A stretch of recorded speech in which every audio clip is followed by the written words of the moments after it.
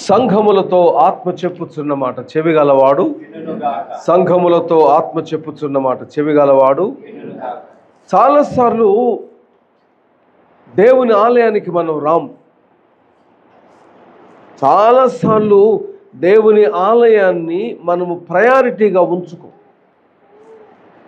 దేవుని మందిరము మనకు ఒక ఆప్షన్ మాత్రమే. ఈ లోకంలో ఎన్నో పనులు ఉన్నాయి. వాటన్నింటినీ ప్రాముఖ్యమని ఎంచుకునే మనము దేవుని ఆలయాన్ని ఘనమైనదిగా ఎంచాం. ఎంత కోపం వస్తుందంటే దేవుడికి, బైబిల్లో మీరు గమనించండి, దేవాలయమును పడగొట్టుటకు కూడా దేవుడు ఇష్టపడ్డాడు. లూకాసు సువార్త 19వ అధ్యాయంలో యేసయ్య ఒక చోట నిలబడి దేవుని ఆలయం వైపు, యెరూషలేము వైపు చూస్తూ అంటాడు, ప్రభువు నిన్ను దర్శించిన కాలము నీవు ఎరుగలేదు, కాబట్టి ఆయన నీ రాళ్ల మీద రాయి నిలిచి ఉండని అనే దినాలు నీకు ఇస్తాడు. నీ శత్రువులు నీ చుట్టూ గట్టు కట్టి ముట్టడి వేసి నీలోనున్న పిల్లలను నేల కలిపి రాయితీ మీద రాయి నిలిచి ఉండని అనే దినములు వచ్చును అంటాడు. దేవునికి కోపం ఎంతగా వచ్చిందంటే, ఆయన సన్నిధినికి వెళ్ళకపోవడం ఒక ఎత్తు అయితే, ఆయన సన్నిధిని అపవిత్రపరచుటం పోయింది. మీకు సమయం ఉన్నప్పుడు యెహెజ్కేలు 8-9 అధ్యాయాలు చదువుకోండి. అక్కడ ఏముంటుందంటే, దేవుని ఆలయములోకి వెళ్ళి దేవుని ఆలయములో ప్రభువును ఆరాధించుట మాని సూర్యునికి నమస్కారం చేస్తారు. దేవుని ఆలయములోనికి వెళ్ళి యెహోవాకు బలి అర్పించుట మాని తమ పిల్లలను అన్య దేవతలకు అర్పిస్తూ ఉంటారు అని అంటాడు. దేవుని బిడ్డలారా, క్రైస్తవులు చేసే పాపాలలో గొప్ప పాపాలు ఎన్నున్నా ప్రభువు రోషముతో శిక్షించే పాపం ఒక్కటే. అదేంటంటే, ఆయనకు రావలసిన ఘనతను ఆయనకి ఇవ్వకపోవుట. నేను చాలాసార్లు అనుకుంటాను, నేను దేవుని ఆలయానికి వెళ్ళకపోతే నష్టము దేవునికి ఏం కాదు. అదే దేవునికి ఏమైనా నష్టమా? ఏముండదు. ఎవరికి నష్టం? నాకే నష్టం. అది నాకు తెలియదు. ఎందుకంటే నా దినములు నెమ్మదిగా గడిచిపోతున్నవి కదా. నా దినములు సంతోషముగా గడిచిపోతున్నవి కదా. నన్ను పోషించువాడు నా విషయములో ఆయన వెనుకడుగు వేయలేదు కాబట్టి నాకు ఈ సుఖములో దేవుని విలువ తెలియడం లేదు. దేవుని బిడ్డ, నేను ఎందుకు ఈ మాటలు చెప్తున్నానంటే, మనం చదివిన లేఖన భాగాన్ని గమనించండి. అంజూరపు చెట్లు పూయకుండినను. అంజూరం అనేది దేవుడు స్వస్థత నిమిత్తము, పోషణ నిమిత్తము ఇచ్చిన చెట్టు. మనందరికీ తెలుసు, హిజ్కియాకి మరణకరమైన రోగం వచ్చింది. మరణకరమైన రోగం వచ్చినప్పుడు అతడు దేవుని వైపు తిరిగి ప్రార్థన చేస్తాడు. ప్రభువా, నన్ను తీసుకో, నీ ఆజ్ఞ చొప్పున నన్ను తీసుకొనడం మానేశాడు, తిరుగుబాటు చేశాడు. నువ్వు నన్ను పిలుస్తున్నావు, నాకు చచ్చిపోవడం ఇష్టం లేదు, నీ ఇష్టము కాదు నా ఇష్టము నెరవేరాలని ప్రార్థన చేశాడు. మనం కూడా చాలాసార్లు దేవుని దగ్గర నీ చిత్తము కాదు ప్రభువా, నా చిత్తమే అని అడుగుతుంటాం. We don't care what God wants కదా. దేవునికి ఏం కావాలో అది మన జీవితాల్లో జరిగితే ఏమవుతుంది? ఒక మాట చెప్తా వినండి. దేవుని చిత్తాన్ని నా బ్రతుకులో నెరవేర్చాలి, నా ఇష్టము కాదు అనుకున్నాడు దేనికి సిద్ధపడాలంటే, యేసయ్య వచ్చింది చనిపోవడానికేనండి.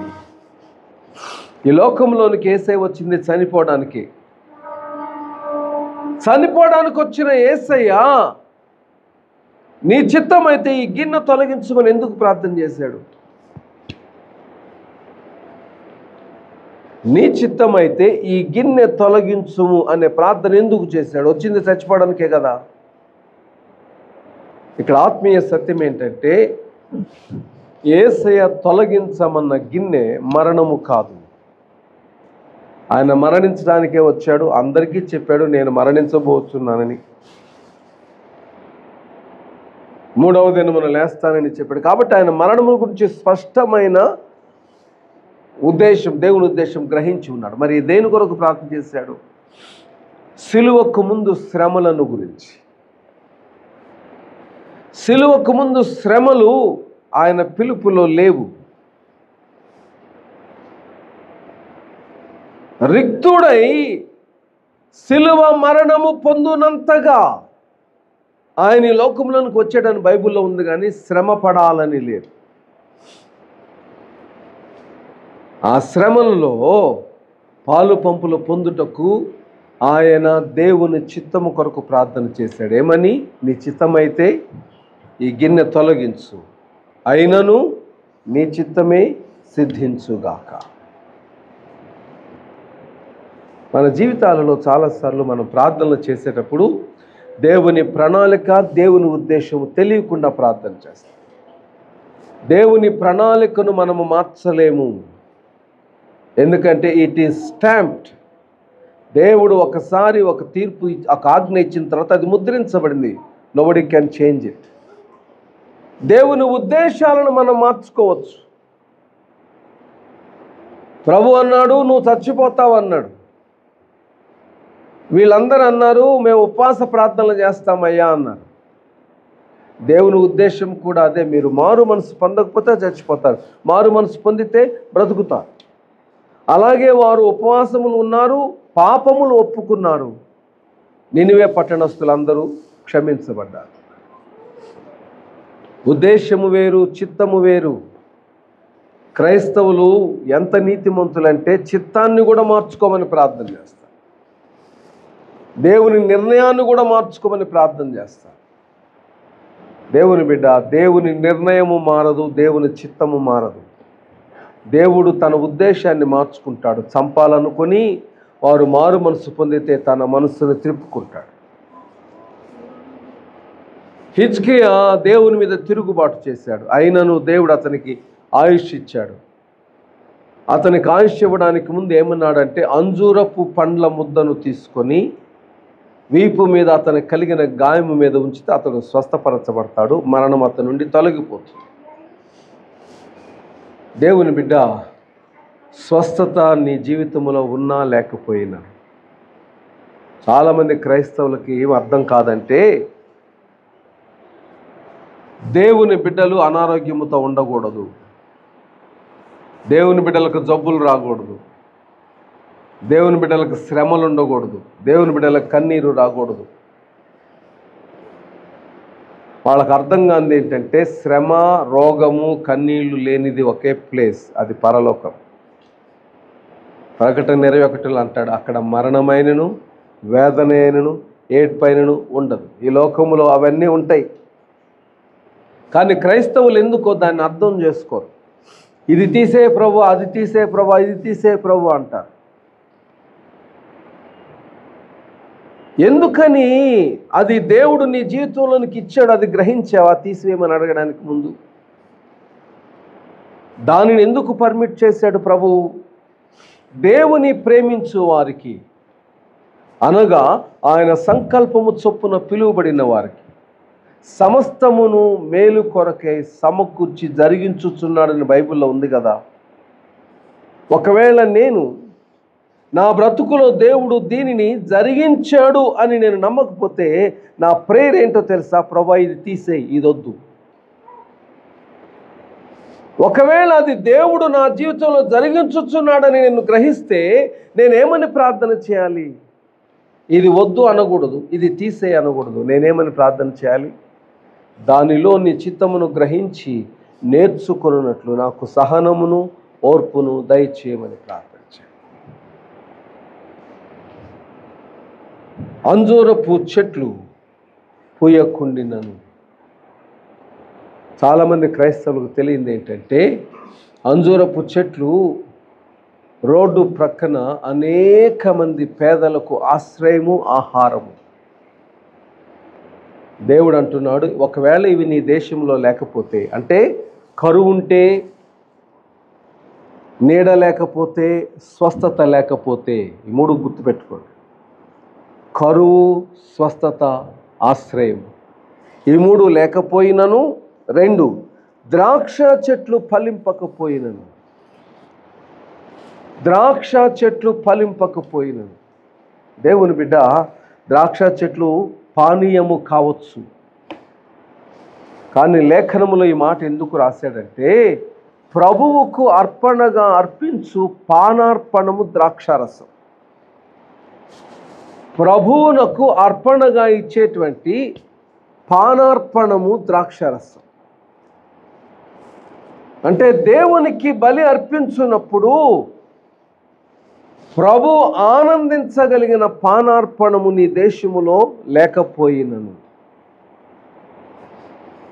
దేవుని బిడ్డ, క్రైస్తవుల జీవితాలలో భక్తి ఉండొచ్చు, క్రైస్తవుల జీవితాలలో దేవుని గురించిన ప్రేమ ఉండొచ్చు, క్రైస్తవులకు దేవుని గురించిన జ్ఞానం ఉండొచ్చు, క్రైస్తవులకు దేవుని గురించినటువంటి రోషం ఉండొచ్చు. కానీ ఇంత క్రైస్తవ బ్రతుకులో ప్రభు అంగీకరించగలిగిన అర్పణ వంటి మనస్సు లేకపోతే, అర్పణ వంటి మనస్సు లేకపోతే, నేను చాలాసార్లు అనుకుంటాను, ఇస్సాకు దేవునికి అంగీకార యోగ్యము కాని బ్రతుకును కలిగి ఉండకపోతే అబ్రహామా నీ కుమారుని బలి ఇమ్మని దేవుడు అడిగి ఉండేవారు కాదు. ఎందుకంటే ఇస్సాకు పరిశుద్ధుడు కానప్పుడు దేవునికి అతడు ఎందుకు? నువ్వు ఎంత మంచి క్రైస్తవుడు అయితే ఏమి, నువ్వు ఎంత వరములు కలిగిన వ్యక్తివైతే ఏమి, ఎంత ఆశీర్వదించబడిన ధనము కలిగిన వ్యక్తివైతేనేమి, ప్రభు కొరకు వాడబడకపోతే నీ జీవితం వ్యర్థం. దేవునికి అంగీకారయోగ్యమైన అర్పణగా ఉండలేకపోతే నీ జీవితం వ్యర్థం. దేవునికి విరోధముగా మనస్సాక్షిని కలిగి ఉంటే నీ జీవితం వ్యర్థం. నీ దేశంలో కరువు, నీ దేశంలో స్వస్థత, నీ జీవితంలో ఆశ్రయము లేకపోయినా, నీ జీవితంలో దేవునికి ఇవ్వగలిగిన అర్పణ వంటి అనుభవము లేకపోయినా, దేవునికి నీ డబ్బుతో పని లేదండి. దేవుని సేవకునికి దేవుడు కాకితో ఆహారం పంపాడు. నీకివ్వలేడా? ఆకాశపు వాక్కిళ్ళు విప్పుతాడు. దేవునికి నీ బ్రతుకుతో పని లేదు. ఎందుకంటే నీ శరీరం మంటిలో కలిసిపోతే మరణము నిన్ను స్తుతించునా అంటున్నాడు కీర్తనకారుడు. మృతులు నిన్ను స్తుతించుదురా? మరి ఏం కావాలి దేవునికి? ఎండిన ఎముకలను పిలిస్తే లేచిన ఎండిన ఎముకలు మహాసైన్యమై నిలిచారట. ఎందుకంటే దేవుని రోషమును కాపాడుటకు, దేవుని రోషమును కాపాడడానికి. ప్రభు ఎక్కడుంటాడండి? నా అర్పణలో ఉంటాడు. నీకు తెలుసా, ఒక పశువును బలి ఇచ్చిన తర్వాత, అంటే దాన్ని మెడ నరికిన తర్వాత దాని మాంసమును తీసుకొని వచ్చేటప్పుడు యాజకులు ఏం చేస్తారంటే అందులో కొన్ని పార్ట్స్ను తీసేస్తారు. అవి బలికి పనికిరావు. తీసివేసిన తర్వాత దేవునికి ఇష్టమైన వాటిని తెచ్చి బలిపీఠము మీద అగ్నిలో ఉంచబడినప్పుడు గాడ్ స్టాండ్స్ నియర్ బై. ప్రభు ఎక్కడో పైనుండి బలి దగ్గర నుంచి వచ్చే వాసన చూడడు. He stands by their. ఆయన నిలువబడి ఉంటాడు బలిపీఠము ప్రక్కనే. ఎందుకు? తాను అంగీకరించగలిగిన అర్పణ వంటి బ్రతుకును కలిగిన ఆ పశువు తనకిష్టమైనది కనుక. నీకున్న భక్తి ఏంటి? ఏం భక్తి కలిగి ఉన్నావు? అర్పించే భక్తి కలిగి ఉన్నావా?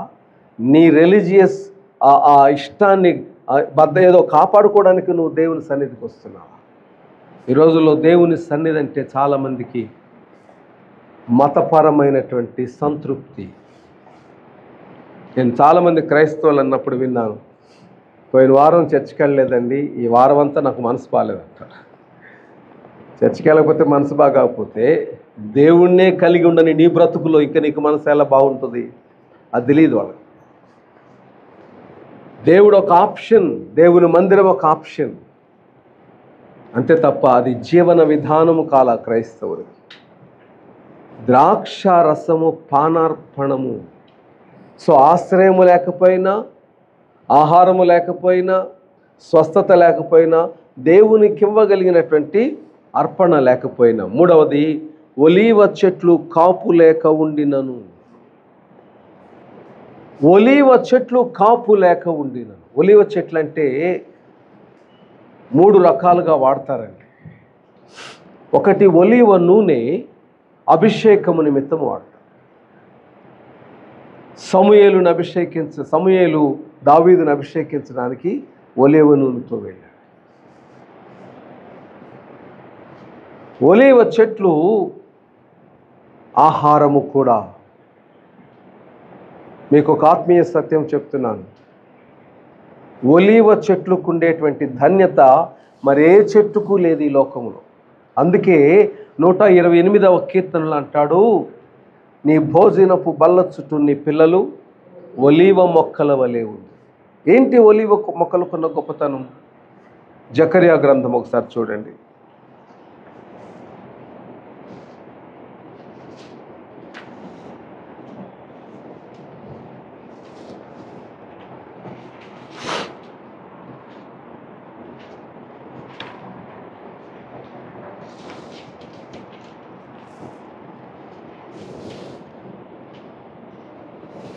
నాలుగవ అధ్యాయం, జకర్యా గ్రంథము 4వ అధ్యాయం.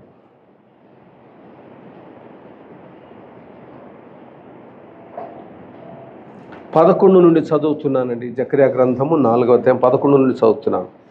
దీపస్తంభమునకు ఇరుప్రక్కల నుండి ఈ 2 ఒలీవ చెట్లు ఏమిటివనియు, 2 బంగారపు కొమ్ములలో నుండి సువర్ణ తైలమును కుమ్మరించు ఒలీవ చెట్టుకున్న 2 కొమ్మలను ఏమిటివనియు నేను అతనిని అడుగగా, అతడు నాతో, ఇదేమిటివని నీకు తెలియదా అనెను. నా ఏలినవాడా, నాకు తెలియదని నేను అనగా, అతడు, వీరిద్దరూ అంటే ఆ 2 ఒలీవ చెట్లు సర్వలోకనాథుడగు యెహోవా యొద్ద నిలువబడు తైలము పోయువారని.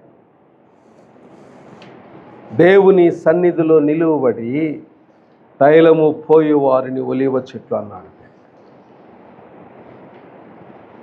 ఒలీవ చెట్లు అంటే యెహోవా సన్నిధిలో నిలువగలిగిన గర్భఫలము నీకు లేకపోతే. చాలాసార్లు క్రైస్తవులకి వారికి దేవునికి ఇష్టమైన రీతిగా ఎదగడం ఏమో కానీ తమ పిల్లలకి ప్రభువు కొరకు పెంచడం తెలియదు. అప్పుడేమవుతుందంటే దేవునికి అర్పించలేని గర్భఫలము ఒక క్రైస్తవుడు కలిగి ఉండినట్టే. అందుకే నీ భోజనపు బల్ల చుట్టూ నీ పిల్లలు ఒలీవ మొక్కలంట. సో ఆశ్రయము లేకపోయినా, ఆహారము లేకపోయినా, స్వస్థత లేకపోయినా, దేవునికి ఇవ్వగలిగిన అర్పణ వంటి బ్రతుకు నీకు లేకపోయినా, దేవుని సన్నిధిలో అభిషేకము నీకు లేకపోయినా, ఒలీవ నూనె చేత అభిషేకించబడే బ్రతుకు నీకు లేకపోయినా, దేవునికి అర్పణగా ఇవ్వగలిగిన గర్భఫలము నీవు కలిగి ఉండకపోయినా, ద్రాక్ష తీగలు పూత పూయకపోయినా, కొబ్బరి తోటలు కాపు కాయకపోయినా, అరటి చెట్లు ఇక ఫలింపకపోయినా, చేనిలో పైరు పంటకు రాకపోయినా. ఆ పాట రాసిన సేవకుడు ఇదే ఉద్దేశంతో రాశారు. ఇవేమీ నీకు లేకపోతే, ఇది దేవుడు మాట్లాడేది నీ పొలము గురించో లేకపోతే నీకు కలిగిన పంట గురించో కాదు. నేను చెప్పిన ఆత్మీయ భావాలు ఇవే. నీ జీవితంలో అభిషేకము లేకపోతే, దేవుడు నీకు అభిషేకం ఇచ్చాడండి, అభిషేకాన్ని పోగొట్టుకున్నావా? మరలా మారు మనసు పొందుటకు అవకాశము నీకివ్వడు. గుర్తుపెట్టుకోండి. దేవుని సన్నిధిలో పాప క్షమాపణ కొరకు దేవుని దగ్గరికి మరలా వెళ్ళొచ్చు. దేవుడు పాప క్షమాపణ ఇస్తాడు. దేవుని సన్నిధిలో స్వస్థత కొరకు మరలా వెళ్ళొచ్చు. దేవుడు స్వస్థత ఇస్తాడు. దేవుని సన్నిధిలో ఆశీర్వాదం కొరకు మరలా వెళ్ళు. దేవుడు ఆశీర్వాదం ఇస్తాడు. అభిషేకం పోగొట్టుకుంటే ఇవ్వడు. అభిషేకం ఒకసారి ఇచ్చాక దాన్ని కాదనుకుంటే ఇవ్వడండి. ఏశావుకి దేవుడిచ్చిన అభిషేకము జ్యేష్ఠత్వం, అది వద్దనుకొని అమ్ముకున్నాడు. బైబిల్లో ఏముందో తెలుసా? అతడు ఆశీర్వాదము పొందగోరి కన్నీళ్లతో వెదకినను అది అతనికి దొరకక విసర్జింపబడెను. There are so many Christians అభిషేకాన్ని వద్దనుకున్నారు, పోగొట్టుకుంటున్నారు. రాదు మళ్ళీ నీకు అది. పరిశుద్ధ దేవుని సన్నిధిలో ఒలీవ చెట్లు దేవుని ఎదుట ఆహారమును నైవేద్యమును అర్పించే పిలుపది. అందరికి ఇవ్వడండి దేవుడు. దేవుని సేవ ఆసక్తి, దాన్ని కాదనుకుంటే ఎవరికి లాస్. బైబిల్లో మనం చూస్తాం, నువ్వు రా నన్ను వెంబడించు అంటాడు. వాడికి ఒక వంక దొరికింది. ఏంటది? నా తండ్రిని పాతి పెట్టుకొని వస్తాను. ప్రభు అన్నాడు, మృతులను మృతులే పాతి పెట్టుకొనని. అంటే నేను నిన్ను పిలిచాను, నువ్వు రక్షింపబడని వాటి కొరకు ఎదురు చూస్తున్నావు. నీ పిలుపు లోకమును వెంబడించుట కాదు, నా సిలువను వెంబడించుట. ఇంకొకరిని కూడా పిలిచాడు ప్రభు. నా తల్లిదండ్రుల దగ్గర సెలవు తీసుకొని వస్తాను.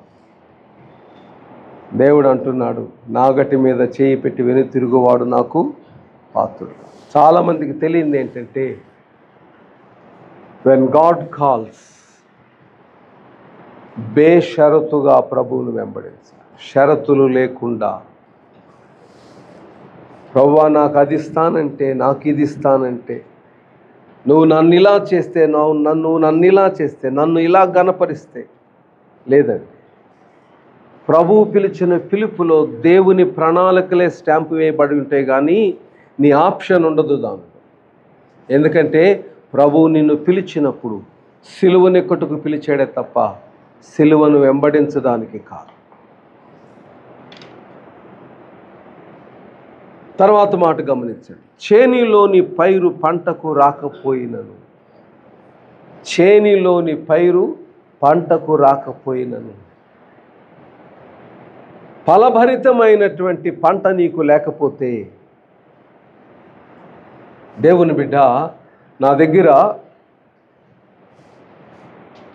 1,00,000 రూపాయలు ఉన్నాయి. 1,00,000 రూపాయలు నావి, నేను సంపాదించుకున్నా. నేను సంపాదించుకున్న దానిని నేను తిని తృప్తి పొందుట లేఖనానుసారమా కాదా? లేఖనానుసారమా కాదా? బైబిల్ చెప్తున్న మాట ఏంటంటే, నీవు నీ చేతుల కష్టార్జితము అనుభవించదవు అంటున్నాడు. నీవు నీ చేతుల కష్టార్జితము అనుభవించదు. ఇది బైబిల్ చెప్పింది. కాబట్టి నేను సంపాదించుకున్నది నేను తిని తృప్తి పొందుటకే. కానీ అందులో ఒక దాగిన మర్మం ఉంది. ఏంటంటే అది ప్రభువునకు చెందినది. ప్రభువుకి ఇచ్చిన తరువాతే నువ్వు దాన్ని తినుటకు ఇష్టపడాలి. ప్రభువునకు చెందిన దాన్ని ప్రభువుకి ఇవ్వాలి. అంటే దశమ భాగము ప్రభువుకి ఇవ్వకుండా నువ్వు దాన్ని తినకూడదు. ఒకవేళ తినుంటే దేవుడు వడ్డీకి ఇవ్వద్దన్నాడు, వడ్డీ తీసుకోవద్దన్నాడు. కానీ దశమ భాగము తింటే వడ్డీతో ఇమ్మన్నాడు దేవుడు. తెలుసా ఆ సంగతి? వడ్డీతో కలిపి ఇవ్వాలి.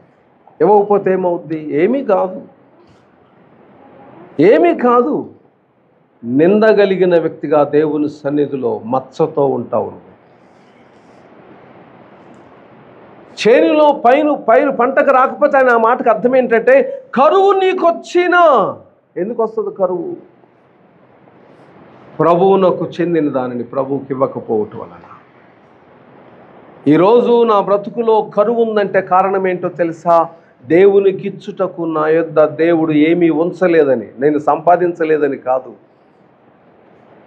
దేవునికి ఇచ్చుటకు నేను దేవునికి ఇవ్వగలిగిన దాన్ని కలిగి ఉండకుండా చేశాడు అని అర్థం. అందుకే హన్నా ప్రార్థన చేసేటప్పుడు, దేవా నాకు పిల్లలు కావాలి, పిల్లలు కావాలి, పిల్లలు కావాలని చేసింది. కానీ దేవుని చిత్తమును గ్రహించిన తర్వాత ఏం చేసిందో తెలుసా? నీవు నాకు ఒక మగ పిల్లను దయచేసిన ఎడల ఆ బిడ్డను నీకు ఇస్తా. వెంటనే దేవుడు జవాబిచ్చాడు. నువ్వు కలిగి ఉండట దేవుని చిత్తమే, కానీ దేవునికి ఇవ్వవలసింది ఇచ్చిన తర్వాత కలిగి ఉండట దేవుని చిత్తం. హన్నాకి పిల్లలు లేరు, నీకు ఇస్తాను ప్రభు అంది. హన్నాకి పిల్లలని ఇచ్చే దేవుడు సమూయేలుని ఇచ్చాక మళ్ళా పిల్లల్ని ఇచ్చాడట. ఎందుకో తెలుసా? నువ్వు నాకు ఇచ్చావు, దానికి నూరంతలు నేను నీకు తిరిగి ఇస్తున్నాను. ఆశ్రయము లేకపోయినా, స్వస్థత లేకపోయినా, ఆహారము లేకపోయినా, దేవునికి ఇవ్వగలిగినటువంటిది అర్పణగా నీ దగ్గర లేకపోయినా, దేవుని సన్నిధిలో అభిషేకము లేకపోయినా, దేవుని సన్నిధిలో నైవేద్యము ఇవ్వగలిగే జీవితము నీకు లేకపోయినా, దేవునికి ఇవ్వగలిగినటువంటి దశమ భాగము నీకు లేకపోయినా, కానుక వేరు, చెప్పాను చాలాసార్లు, కానుక వేరు, చందా వేరు, అర్పణ వేరు, దశమ భాగము వేరు, ధర్మము వేరు.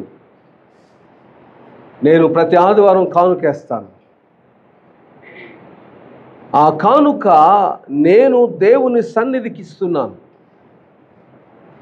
ప్రతి ఆదివారము దేవుని సన్నిధిలో నేను కృతజ్ఞత కానుకిస్తాను. దేవుడు నా జీవితంలో చేసిన మేలుకు కృతజ్ఞత కానుక. ప్రతి నెల దశమ భాగం ఇస్తాను. పాత నిబంధన కాలంలో సంవత్సరంకి ఒక్కసారి, క్రొత్త నిబంధన కాలంలో నెలకొకసారి దశమ భాగము నేను దేవునికి ఎందుకు ఇస్తానంటే అది దేవుని సొమ్ము కనుక. కానుక వేరు, చందా వేరు, అర్పణ వేరు, ధర్మము వేరు, దశమ భాగం వేరు. దశమ భాగము దేవుని సొమ్ము, కానుక దేవుని ఆలయానికి ఇచ్చేది, చందా పరిశుద్ధులకు, నీడ్లో ఉన్న పరిశుద్ధుల కొరకు ఇచ్చేది, ధర్మము ఒక చేతితో తెలియకుండా ఇంకొక చేతితో ఇచ్చేటువంటిది. దశమ భాగం మాత్రం ప్రభువునకు చెందినది. అందుకే మలాకీలు అంటాడు, దేవుని యొద్దనే దేవుని సొమ్ము దొంగిలించెదరా. ఇవన్నీ నా దగ్గర ఎందుకు లేవో తెలుసా? ప్రభువు నా పంటను రాకుండా చేశాడు కాబట్టి. చేనిలో పైరు పంటకు రాకపోయినా నీ చేతుల కష్టాధ్యతము నీవు అనుభవించకుండా చేస్తాడు. ఆ తర్వాత మాట చూడండి, గొర్రెలు దొడ్డిలో లేకపోయింది. గొర్రెలు లేకపోతే ఏంటి నష్టం? చాలామంది దూరదేశం నుండి ప్రయాణం చేసి యెరూషలేముకు వచ్చి బలి ఇవ్వాలి. అంత దూరం నుంచి గొర్రెలను మోసుకు రాలేరు. అందుకని యెరూషలేముకు వచ్చాక గొర్రెలను కొనుక్కుంటారు. ఎందుకంటే దేవునికి బలి ఇవ్వడానికి సంవత్సరానికి ఒక్కసారే. ఆ బలి కూడా కృతజ్ఞత బలి కాదు, నైవేద్యపు బలి కాదు. బలులు చాలా రకాలు ఉంటాయి. సంవత్సరానికి ఒక్కసారి ఇచ్చే ఈ బలి అపరాధ పరిహారార్థ బలి, పాప పరిహారార్థ బలి. అది ఇస్తేనే క్షమించబడతావు. ఇంకో న్యూ ఇయర్ క్షమించబడినదిగా ఉంచుతున్నది. అపరాధ పరిహారార్థ బలి. దేవుని బిడ్డ, ఆ బలి ఇవ్వడానికి కూడా దేవుడు నీ దొడ్డిలో గొర్రెలు లేకుండా చేస్తే ఇవన్నీ ఓకే. నీ పాపములు క్షమించబడుటకు తగిన పాప పరిహారార్థ బలి నీకు లేకపోతే ఏమని అడగాలి దేవుని? నేను ఏమిచ్చి ప్రభువుని నన్ను క్షమించమని అడగాలి? చాలామందికి తెలియదు ప్రభు రిటర్న్ గిఫ్ట్ కోరుకుంటాడని. దేవుడికి అవన్నీ ఎందుకు అనుకుంటారేమో. దేవుడికి రిటర్న్ గిఫ్ట్ కోరుకుంటాడు దేవుడు. ప్రతిసారి ఆయన నిన్ను అడుగుతూనే ఉంటాడు, ఇది ఇచ్చావా, అది ఇచ్చావా, అది ఇచ్చావా. ఎందుకు ప్రభువా నీకు రిటర్న్ గిఫ్ట్? ఎందుకండి దేవునికి రిటర్న్ గిఫ్ట్?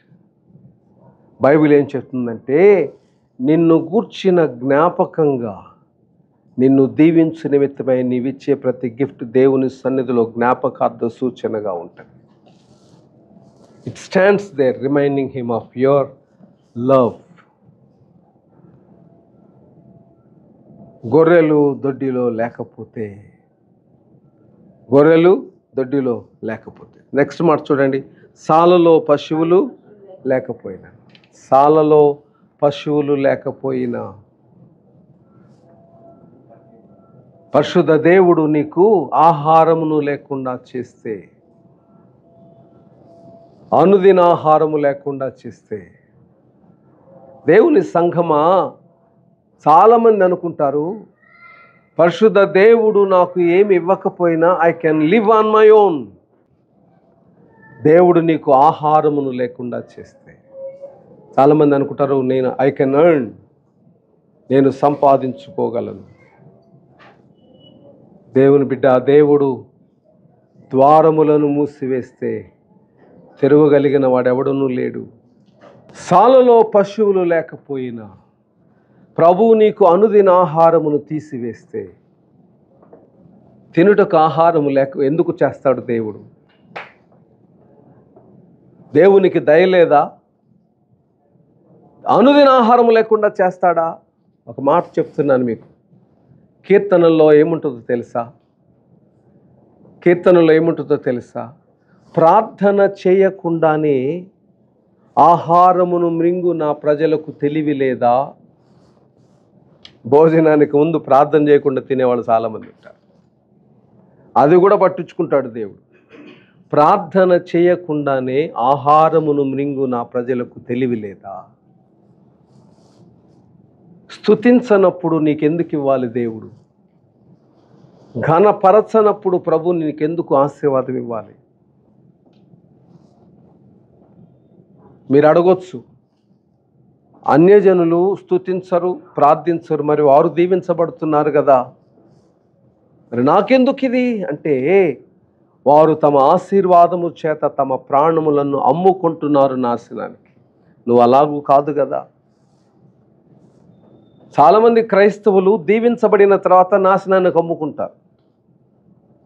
దీవెన రాకముందు ప్రార్థన చేస్తారు, దీవెన వచ్చాక ప్రభువునే విస్మరిస్తారు, ప్రభువునే అవమానపరుస్తారు. ఎందుకు? అపవాది వారి జీవితంలో వారి ఆశీర్వాదాన్ని వారికి నాశనంగా మార్చాడు కాబట్టి.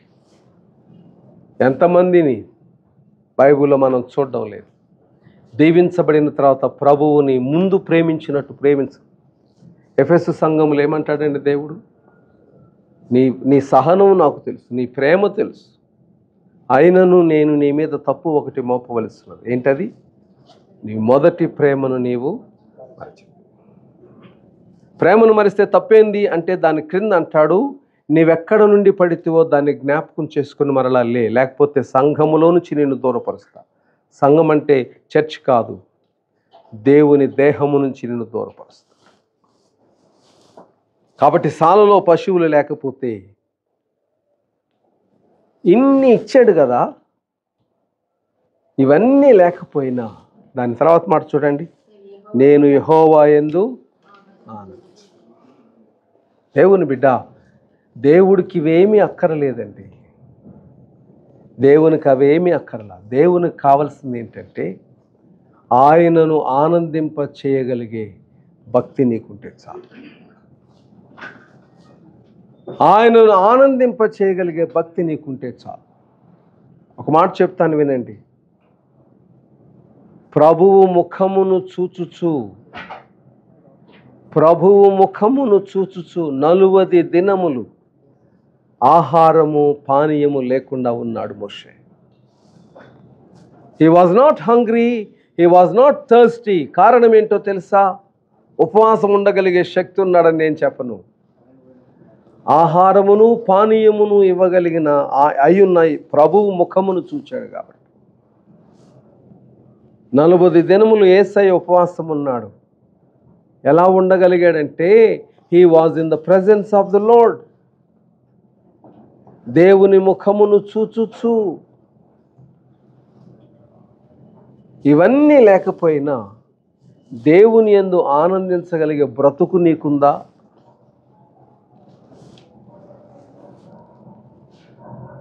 నాకెవరి మీదైనా కోపం వచ్చింది అనుకోండి, ఎవరి పేరు చెబుదాం, వెంకటో షారోను, నాకు వాళ్ళ మీద కోపం వచ్చింది. నాకెందుకు కోపం వచ్చిందో వాళ్ళకి తెలియదు. కాబట్టి వాళ్ళు నాతో కోపం లేకుండానే మాట్లాడతారు, నాకు మాత్రం కోపం ఉంది. ఇక్కడ నేను గ్రహించని సత్యం ఏంటంటే, వాళ్ళు బాగానే ఉన్నారు, నన్ను నేనే కాల్చుకుంటున్నా కదా. దీనివల్ల నష్టపోయింది ఎవరు? నేనే. ప్రభువు మీద కోపపడితే నష్టపోయేది ఎవరండి? ప్రభువుకి ఏమైనా నష్టం జరుగుతుందా?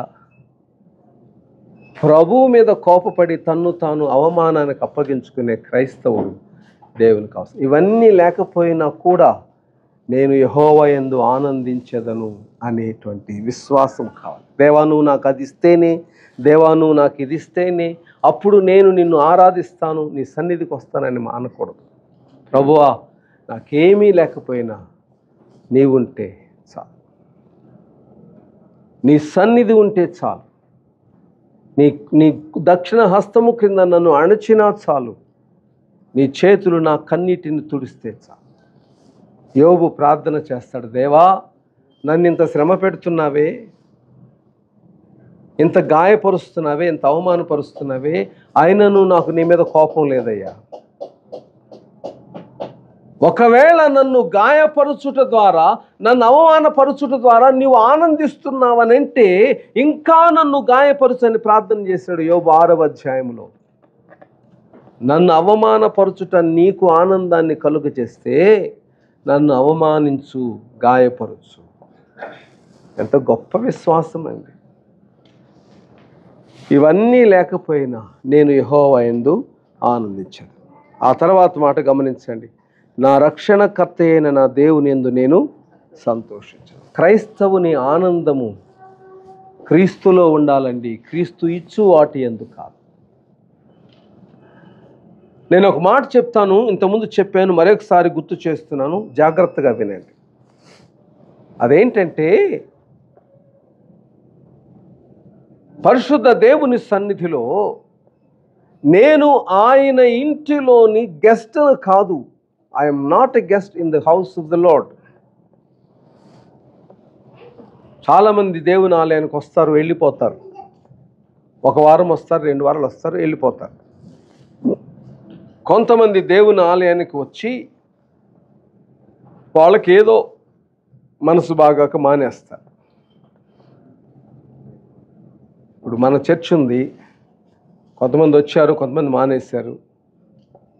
వాళ్ళు ఇక్కడ గెస్టులాగా రావచ్చు, వెళ్ళిపోవచ్చు. నేను దాని గురించి మాట్లాడడం లేదు. నేను మాట్లాడేది ప్రభుని సన్నిధిలోనికి you are not a guest. ఇది ఇక్కడ కావచ్చు, ఇంకో చోట కావచ్చు, చెట్టు కింద కూడా కావచ్చు. When you enter in to a temple, దేవుని మందిరపు కట్టడం గురించి మాట్లాడొద్దు, చైర్స్ గురించి మాట్లాడద్దు, ఇంకో దాని గురించి మాట్లాడు. You are entering into the presence of the lord, holy presence of the lord. నేను దేవుని ఆలయానికి వెళ్ళానంటే అది రేకుల షెడ్ కావచ్చు, ఒక పెద్ద కేథెడ్రల్ కావచ్చు, ఒక బలహీనమైనటువంటి చెట్టు కింద కావచ్చు. నేను ఆ బిల్డింగ్లోకో ఆ గొప్పతనంలోకి వెళ్ళడం లేదు. I'm entering into the holy presence of the lord. పరిశుద్ధ దేవుని సన్నిధిలోనికి వెళ్తున్నా. నువ్వు ఆ చర్చికి గెస్ట్ కావచ్చు, లేకపోతే ఆ చర్చిలో నీకు ఇష్టం లేకపోవచ్చు, బట్ దేవుని సన్నిధికి నువ్వు గెస్ట్ కాదు కదా. మరి నువ్వెవరివి? దేవుని సన్నిధిలో నువ్వు వారసుడవు. ఎందుకంటే తండ్రి ఇల్లు అది. తండ్రి ఇంటిలో కుమారుడి విలువ ఏంటంటే వారసుడు. వారసుడైన కుమారుడు పరిశుద్ధ దేవుని సన్నిధిలో ప్రతి ఆశీర్వాదమునకు పాత్రుడే. దేవుని ఇంటిలో కరువు ఉందా? దేవుని ఇంటిలో కరువు ఉందా? ఎక్కడి నుంచి వస్తుందండి కరువు దేవునికి? అన్నింటినీ సృజించిన వాడు ఆయన అయినప్పుడు కరువు ఎక్కడి నుంచి వస్తుంది? నేను చాలాసార్లు అనుకుంటాను, ఏ రోజైనా దేవుని ఆలయంలో కానుకలు లేకపోయినా పర్లేదు, కానుకలు లేకపోతే దేవుని సన్నిధిలో ఉపవాసం ఉంటాం. కానుకలు లేకపోతే దేవుని సన్నిధికి రెంట్ కట్టలేకపోతే చెట్టు కిందకు మారతాం. కానీ దేవుని సన్నిధిలో జీవాహారము లేకపోతే, దేవుని సన్నిధిలో క్రీస్తు అను ఆయన శరీరమందు రక్తమందు పాలు పంపులు పొందినట్లు దానిని సిద్ధపరచువారు లేకపోతే ఏంటి దేవుని ఆలయం పరిస్థితి? ఇది కూడా లేకపోతే ఏంటి పరిస్థితి? కరువు అంటే ప్రభువుతో భోజనపు బల్ల మీద సమాన అనుభవము లేకపోతే. దేవుని బిడ్డ, ఆత్మీయ సత్యాలు గమనించండి. ఏమీ ఉన్నా లేకపోయినా ప్రభునందు ఆనందించగలిగే బ్రతుకు నీకు కావాలి. ప్రభువును నువ్వు సంపూర్ణవు అంటే క్రీస్తులో ఆ వారసత్వపు అనుభవాన్ని కలిగి ఉండటకు నువ్వు ఇష్టపడాలి. దేవునింటిలో ఏమి తక్కువ? దేవునింటిలో ఏమి తక్కువ? నేను చాలాసార్లు అనుకుంటాను, ప్రభువు నన్ను అవమానపరచడు అనుకుంటా. కానీ కొన్నిసార్లు అలాంటి స్థితి నాకు ముందు కనబడుతుంటే అనిపిస్తుంది, ప్రభు ఎందుకు నన్ను ఈ స్థితిలోకి తీసుకొచ్చాడు. మళ్ళీ వెంటనే దేవుని గద్దింపు నాకు అర్థమవుతుంది. ప్రభు అంటాడు, అక్కడ దాకా వెళ్ళటం వేరు, ఇక్కడ నుంచి చూసి అది కష్టం అనుకోవడం వేరు. అక్కడెక్కడో కష్టం కనబడుతుంది, దాన్ని చూసి దిగులు పడడం తప్పు. అక్కడికి వెళ్ళేలోగా దేవుడు నీ చేతులను బలపరిస్తే అప్పుడు ఏం చేస్తావు? దేవునికి అసాధ్యమైనది ఏది లేదు. దేవునికి అసాధ్యమైనది ఏది లేదు. దేవుని సన్నిధిలో నేను జ్ఞాపకం చేసుకోవాల్సింది ఏమి ఉన్నా లేకపోయినా చివరి వచనం 19వ వచనం, ప్రభువగు యెహోవాయే నాకు బలము, ఆయన నా కాళ్ళు లేడి కాళ్ళ వలె చేయును, ఉన్నత స్థలముల మీద ఆయన నన్ను నడువ చేయును. ప్రభువే నా బలం, ప్రభువే ఇది క్రైస్తవుడు నేర్చుకోవాల్సింది. ఏమి ఉన్నా లేకపోయినా, ఏది నా జీవితంలో కలిగి ఉన్నా కలిగి ఉండకపోయినా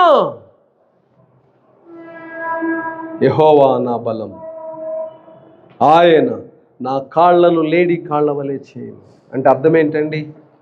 పరుగెత్తించగలడు.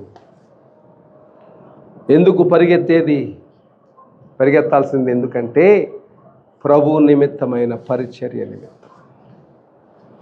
పరిచర్య కొరకు పరుగిడగలిగే అనుభవిస్తాడు. నేను ఎప్పుడు అనుకుంటాను, క్రైస్తవులు మోకాళ్ళ మీద ప్రార్థన చేస్తారు, మంచిదే కాదనను.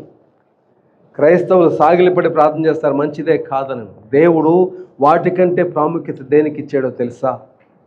మోకాళ్ళ ప్రార్థనకు, సాష్టాంగ ప్రార్థనకు కాదు. విశ్వాసమునకు కర్తయు దాన్ని కొనసాగించువాడైన యేసు వైపు చూచుచు మన ఎదుట ఉంచబడిన పందెములో ఓపికతో చెప్పండి పరుగెత్తుదాం. దేవుని పిలుపు పరిగెత్తుట కొరకు. ఫిలిప్పు ఒక చోట నిలబడి ఉన్నాడు.